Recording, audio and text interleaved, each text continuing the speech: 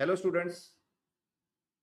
Question number 4 start करने के पहले ट्रेडिशनल अप्रोच के रूल्स एक बार हम देख लेंगे, गोल्डन रूल्स। तो ट्रेडिशनल अप्रोच के हिसाब से there are 3 types of accounts: personal account, real account and nominal account. Personal account का रूल है debit the receiver, credit the giver. Real account का रूल है debit what comes in, credit what goes out.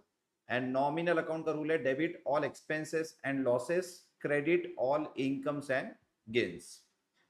तो कल हमने question number 3 class में किया था, तो आज हम स्टार्ट कर रहे हैं क्वेश्चन नंबर 4। सेम जैसे हमने 3 नंबर का सॉल्व किया था वैसे ही 4 नंबर का भी है। तो इसके अंदर हमको क्या क्या करना है, कुछ ट्रांजैक्शंस दिए वाले हैं, उन ट्रांजैक्शंस के हमको 2 एस्पेक्ट्स क्या क्या है वो लिखने हैं। उसके बाद में उसके कौन से 2 अकाउंट्स इन्वॉल्व है वो लिखना है, और उसके बाद में उसका क्लासिफिकेशन भी करना है, मतलब वो पर्सनल है, रियल है, नॉमिनल है, वो भी क्लासिफाई करना है। तो from the following transaction find out 2 aspect, 2 accounts and classify the account and fill the following table। तो चलो स्टार्ट करेंगे। सबसे पहले point number A, point number है started business with cash 50,000। Point number A क्या दिया हुआ है? Started business with cash 50,000। तो जब भी कोई बिजनेस नया स्टार्ट करेगा तो ओनर उसके अंदर क्या करेगा? कैपिटल इंट्रोड्यूस करेगा, पैसे इंट्रोड्यूस करेगा, पैसे लेके आएगा। ठीक है, तो हम जब भी ट्रांजैक्शंस को एनालाइज करेंगे, ये जो भी कर रहे हैं ना, इसको एनालिसिस बोलते हैं। तो हम जब भी कोई भी ट्रांजैक्शन को एनालाइज करेंगे, हमको बिजनेस के एंगल से सोचना है। ठीक है, बिजनेस के एंगल से ही सोचना है। अगर आप बिजनेस के एंगल से नहीं सोचोगे तो आपको कंफ्यूज होगा कि ये ट्रांजैक्शन में क्या हो रहा है। तो हमारा खुद का बिजनेस है ऐसे समझ लो, और हमने ये बिजनेस चालू किया है 50,000 रुपीज कैश इंट्रोड्यूस करके। तो जो रूल्स है, गोल्डन रूल्स वगैरह जो दिए हुए हैं, वो रूल्स हमको बिजनेस के एंगल से लगाना है। ठीक है, तो यहाँ पे स्टार्टेड बिजनेस विद कैश 50,000। तो यहाँ पे मैं पॉइंट नंबर ए लिख रहा हूं, पॉइंट नंबर ए, जिसके 2 एस्पेक्ट लिखना है अपने को। स्टार्टेड बिजनेस विद कैश 50,000 मतलब बिजनेस के अंदर कैश आया, तो cash comes in business, cash comes in business. ये हो गया पहला aspect, cash comes in business. And owner is a giver, owner is giver, owner is giver. ठीक है, ओनर इंट्रोड्यूस द कैश, ऐसा भी लिख सकते हो। तो सेकेंड एस्पेक्ट है ओनर इज अ गिवर। ठीक है, now purchase machinery on credit from Avinash 20,000। तो यहां पे क्या हुआ है, हमारे बिजनेस में हमने एक मशीनरी परचेज की। देखो, मशीनरी परचेज करी तो हम परचेज अकाउंट वर्ड नहीं लिखेंगे। क्यों? क्योंकि अगर गुड्स परचेज करेंगे तभी हमको परचेज लिखना है। गुड्स के अलावा परचेज अकाउंट वर्ड नहीं आएगा। गुड्स के अलावा अगर कोई भी चीज हम खरीदेंगे तो हमको उसका नाम यूज करना है। जैसे मशीनरी खरीदेंगे तो मशीनरी लिखना है, लैपटॉप परचेज करेंगे तो लैपटॉप लिखना है तुमको, कंप्यूटर परचेज करेंगे कंप्यूटर लिखना है, फर्नीचर परचेज करेंगे फर्नीचर लिखना है। ठीक है, तो जब तक क्वेश्चन में क्लियर नहीं बोलेगा परचेज गुड्स, तब तक हम परचेज अकाउंट नहीं लिखेंगे। तो यहाँ पे क्या हुआ, purchase machinery on credit from Avinash. तो मुझे बताओ बिजनेस के एंगल से, बिजनेस के एंगल से सोचो। हम गए अविनाश के शॉप पे, अविनाश एक मशीनरी में डील करने वाला आदमी है, उसके शॉप पे गए, हमने एक मशीनरी परचेज की, हमारे बिजनेस में लेके आ गए, और अविनाश को हमने क्या बोला कि हम पेमेंट बाद में देंगे। पेमेंट इमीडिएट नहीं देने वाले, ऑन क्रेडिट बोला हुआ है। ऑन क्रेडिट मतलब उधार। तो मुझे बताओ यहाँ पे फर्स्ट एस्पेक्ट क्या होगा? ठीक है, यहाँ पे बी है, point number B, point number B, point number B. First aspect होगा machinery comes in business, machinery comes in business, machinery comes in business. ठीक है, और सेकेंड एस्पेक्ट क्या होगा? Avinash is a giver, Avinash is giver. ठीक है, तो मशीनरी बिजनेस में आई, और मशीनरी आई तो हमने पैसा तो दिया नहीं, तो Avinash is a giver, Avinash को क्रेडिट देना पड़ेगा अपने को, अविनाश इज अ गिवर। ठीक है, तो ये हो गया point number B, transaction number B. Now transaction number C, purchase goods. Now देखो, परचेज गुड्स बोला हुआ है, तो जब परचेज गुड्स बोला हुआ है ना, तो हमको गुड्स ही लिखना पड़ेगा, मतलब परचेज ही लिखेंगे उसकी जगह हम। Purchase goods 5,000 from Rahul on cash, from Rahul on cash. तो राहुल से खरीदे लेकिन नकदी में खरीदे तो राहुल का नाम नहीं आएगा। अगर राहुल से परचेज कर रहे हो, राहुल से हमने पैसे देके खरीदे, तो राहुल का नाम हमको एंट्री में एस्पेक्ट में लिखना ही नहीं है।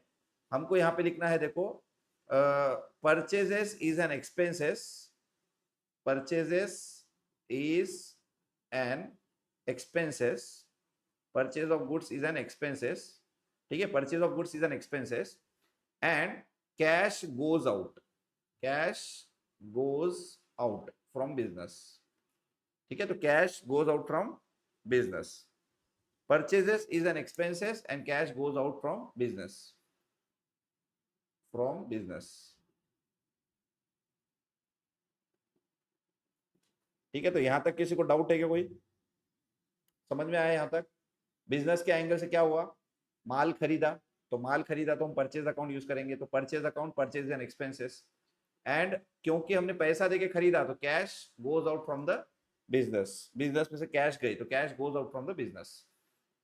Next point number D, sold goods to Aniket 6,000 on credit, sold goods to Aniket on credit ₹6,000।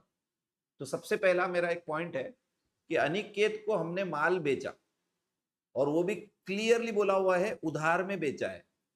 तो मुझे एक क्वेश्चन का आंसर बोलो कि बिजनेस में पैसा आएगा या नहीं आएगा? बोलो, बिजनेस में पैसा आएगा या नहीं आएगा? बिजनेस में पैसा बिल्कुल भी नहीं आएगा, क्योंकि हमने उधार में माल बेचा है। तो अनिकेत आया हमारे पास, हमसे गुड्स लेके गया, लेकिन हमको अभी पैसे वगैरह कुछ नहीं दिया, ठीक है। तो यहाँ पे हम क्या करेंगे, दो एस्पेक्ट क्या लिखेंगे, देखो, फर्स्ट एस्पेक्ट क्या लिखना है अपने को, यहाँ पे लिखना है Aniket, Aniket, Aniket is receiver, Aniket is a receiver of goods, Aniket जो है हमसे माल लिया, और sales is an income, sales is an income, ये दो एस्पेक्ट हो गए। क्या बोलना पड़ेगा, Aniket is a receiver of goods and sales is an income. तो क्योंकि हमने अनिकेत को माल बेचा, अनिकेत ने हमको पैसा नहीं दिया, तो सेल करना अनिकेत को हमारे लिए इनकम है, एंड अनिकेत ये रिसीवर हो गया, तो Aniket is a receiver and sale is an income. Okay, next point number E, transaction number E, paid salary 1,000। ये बहुत सिंपल है, paid salary 1,000, salary is an expense, salary is an expense, salary is an expenses, and cash, cash goes out from business, कोई भी expenses रहने दो, cash goes out from business, cash goes out from business. समझ में आया ये? Salary is an expenses and cash goes out from business. तो salary की जगह कोई भी खर्चा रहने दो, यहाँ पे पेड इलेक्ट्रिसिटी बोलता तो भी हम यही लिखते थे, electricity payment is an expenses and cash goes out from business. Advertisement का पेमेंट होता तो हम लिखते थे advertisement is an expenses, cash goes out from the business. तो बिजनेस में खर्चा होना ये क्वाइट नॉर्मल है, मतलब खर्चे बिजनेस में होते रहते हैं, और खर्चा करना जरूरी भी है, क्योंकि खर्चा करेंगे तो ही बिजनेस को हम प्रॉपरली रन कर पाएंगे, अननेसेसरी खर्चा नहीं है, ठीक है, ये खर्चे जरूरी है। Now sold out, sold out table for 3,000, now old table, sold out old table for 3,000। Now old table को हम यहाँ पे वर्ड यूज करेंगे फर्नीचर, फर्नीचर वर्ड यूज करना है, ठीक है। टेबल आया तो फर्नीचर वर्ड यूज करना, अलमारी आया तो भी फर्नीचर यूज करना है। तो सोल्ड ओल्ड टेबल मतलब पुराना फर्नीचर हमने बेचा है 3,000 रुपए में, ठीक है। तो मुझे बताओ यहाँ पे बोला है क्या कि कैश में बेचे या उधार में बेचे, कैश और क्रेडिट, बोलो कैश या उधार। क्वेश्चन में नाम दिया है क्या किसको बेचे, नहीं दिया, तो क्रेडिट ट्रांजैक्शन नहीं हो सकता, it is a cash transaction. Same rule सभी के लिए एप्लीकेबल है, जब कभी भी सेंटेंस में नाम नहीं दिया तो बाय डिफॉल्ट हम कैश ट्रांजैक्शन पकड़ेंगे, ठीक है, मतलब पैसे का लेन देन इमीडिएट हो जाएगा। तो सोल्ड ओल्ड टेबल फॉर 3,000, पुराना टेबल बिजनेस में था वो हमने बेचा, बराबर। तो पुराना टेबल हमने अगर बिजनेस में से बेचा 3,000 का, तो हमारे बिजनेस में कैश आएगा, और हमारे बिजनेस में से पुराना फर्नीचर चला जाएगा। तो यहाँ पे लास्ट पॉइंट में लिखो, point number F, cash comes in business, cash comes in business cash comes in business, cash comes in business. और दूसरा क्या लिखना है अपने को यहाँ पे, cash comes in business, furniture goes out, furniture goes out, furniture goes out from business. तो पुराना फर्नीचर हमने बेच दिया और हमारे को पैसे मिल गए, cash comes in business, furniture goes out.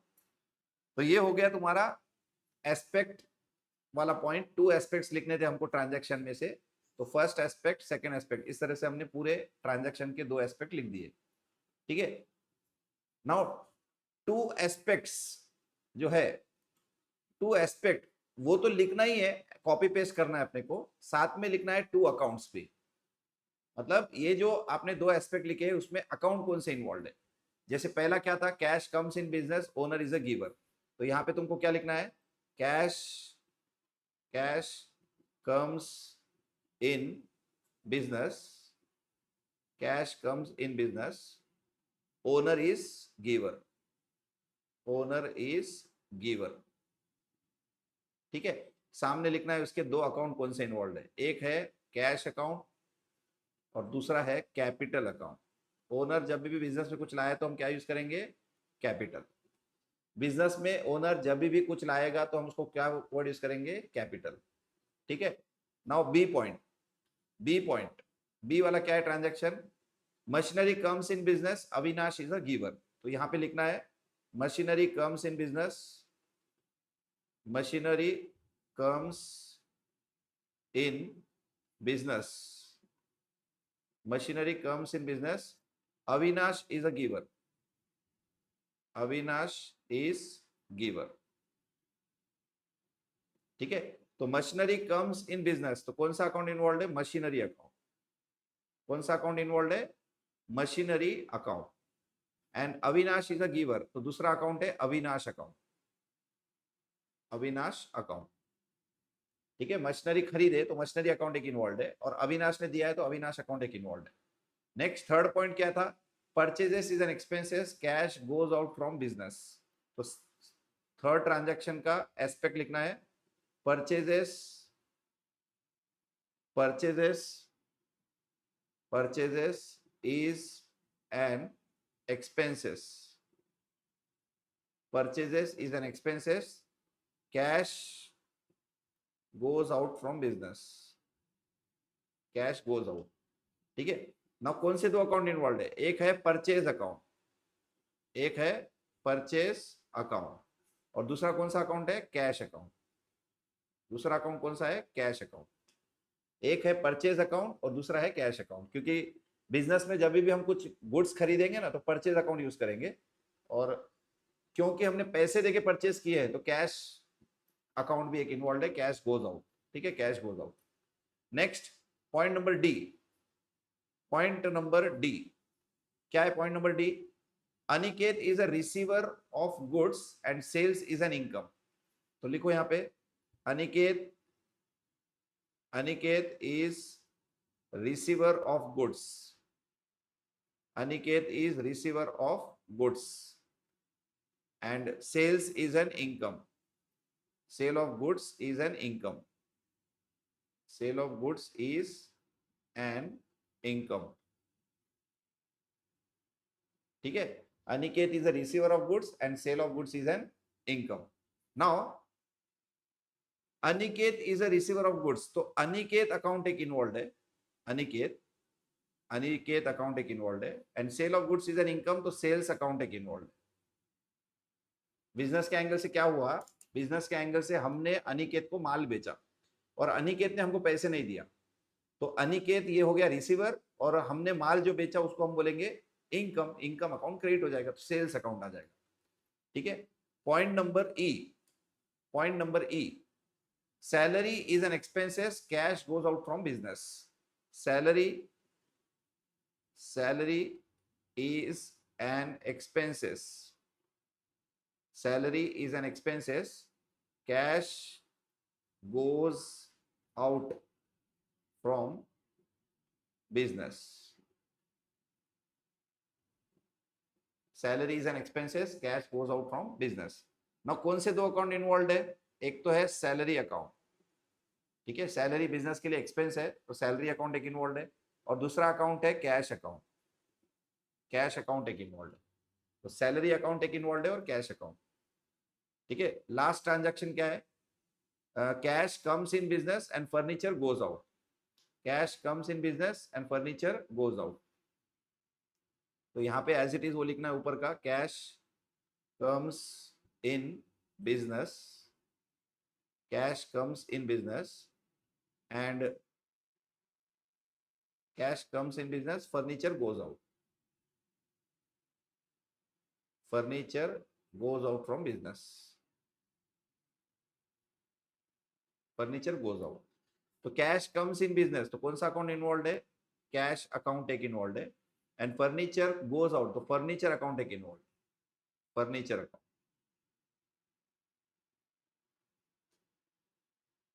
यहां तक किसी को कोई डाउट? इतना लिख लो पहले फटाफट, अगर कुछ बाकी रह गया होगा तो लिख लो पहले फटाफट ये। अभी एक पॉइंट और बाकी है इस क्वेश्चन में, वो है क्लासिफिकेशन। तो मैं वो क्लासिफिकेशन यहीं पे लिख रहा हूं, लेकिन तुमको पूरा का पूरा ये कॉपी पेस्ट करना है। ये पूरा कॉलम यहाँ पे आ जाएगा, ये वाला कॉलम पूरा यहाँ आ जाएगा। इसमें क्लासिफिकेशन का मैं यहाँ पे एक ड्रॉ करके लिखता हूँ, यहाँ पे क्लासिफिकेशन जो है मैं यहाँ पे ड्रॉ करके लिखता हूँ। ठीक है, लेकिन तुमने अलग से लिखना है पूरा नोट्स के अंदर, क्लासिफिकेशन का नीचे एक पूरा बॉक्स बनाया वाला है, उसमें लिखना है। ठीक है, तो क्लासिफिकेशन ट्रेडिशनल अप्रोच के हिसाब से क्लासिफिकेशन करना है अपने को।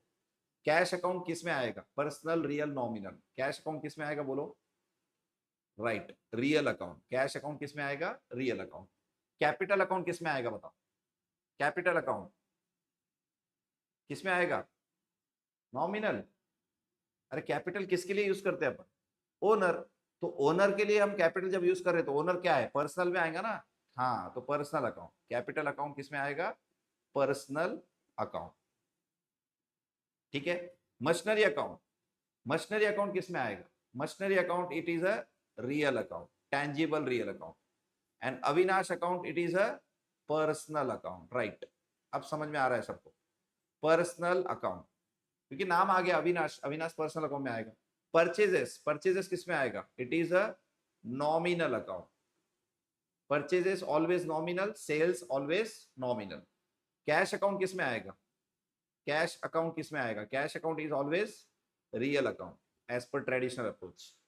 ट्रेडिशनल अप्रोच के हिसाब से कैश अकाउंट कभी भी रियल अकाउंट है, कभी भी, always real account. Aniket account it is a personal account. Right, Aniket account is a personal account. And sales account it is a, अभी मैंने बोला था नॉमिनल। सेल्स अकाउंट क्या है? It is a nominal account. ठीक है, सैलरी अकाउंट, सैलरी अकाउंट कौन सा अकाउंट है? It is a nominal, expenses में आता वो, तो नॉमिनल अकाउंट। कैश अकाउंट किस में आएगा? Real, cash account real. वापस से कैश अकाउंट किस में आएगा? Cash account it is a real account. और furniture account again it is a real account, furniture is also real account. ठीक है, तो ये हो गया क्लासिफिकेशन।